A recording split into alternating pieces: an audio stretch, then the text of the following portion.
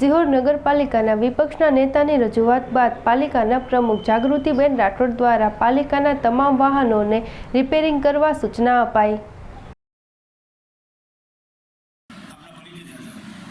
હું રાઠોડ જાગૃતિ ચતુરભાઈ સિહોર નગરપાલિકા પ્રમુખ પરિવારની ડૉક્ટર।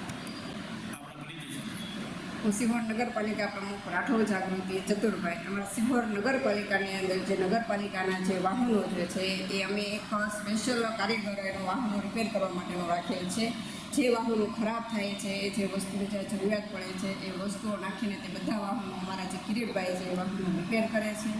અને બીજું એ છે કે જે જૂના જર્જરિત બધા જે વાહનો થઈ ગયા છે અને જે એનો ઉપયોગ નથી એ વાહનોને અમે કઈ જ બચતમાં ઠરાવ કરેલો છે કે આ વાહનો જે છે બધા એ ભંગારમાં મારે વેચવાનું છે।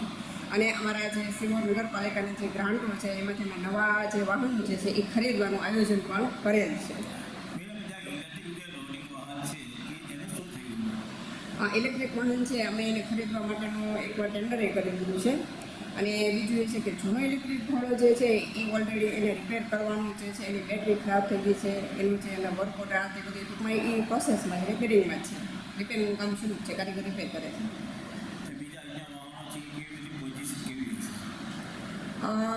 જ્યારે હું આવી ત્યારે વાહનોની થોડી પરિસ્થિતિ ખરાબ હતી, પણ અત્યારે ડોર ટુ ડોર જે છે 8 ડોર ટુ ડોર રિપેર થઈને તૈયાર થઈ ગયા છે।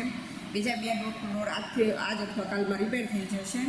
પછી એક જેસીબી હતું જે ઘણા વર્ષોથી બંધ હતું, બરાબર છે, એનો અમે ટેન્ડર પ્રોસેસ કરી અને એ જેસીબી રિપેર કરાવે છે। એટલે સિહોર નગરપાલિકાની અંદર 2 જેસીબી શરૂ થયેલ છે। અને બીજું છે કે વાહનો થોડાક જૂના છે એટલે થોડાક નાના મોટા કાંઈક ફોલ્ટ હોય છે એ અમે સિહોર નગરપાલિકાની અંદર પહેલાં વાહનોનું કોઈ મિકેનિકલ એવું કોઈ હતું નહીં કે જે વાહનો રિપેર કરે, એટલે અમારે છે ને બહાર રિપેરિંગ કરવા પડતું હતું।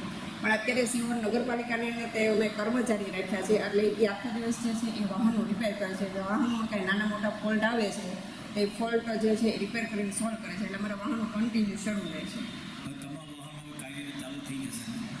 હા, તમામ વાહનો જે છે એ કાર્યરત છે। જે અમે જે વાહન છે બરાબર છે, ક્યારેક કોઈક સપોઝ કે જેસીબી છે ક્યારેક કોઈક અમુક જગ્યાએ ગયું હોય, કોઈ ખરાબી આવે તો ખરાબ થઈ જાય, પાછું અમારા કારીગર છે એ રિપેર કરે છે।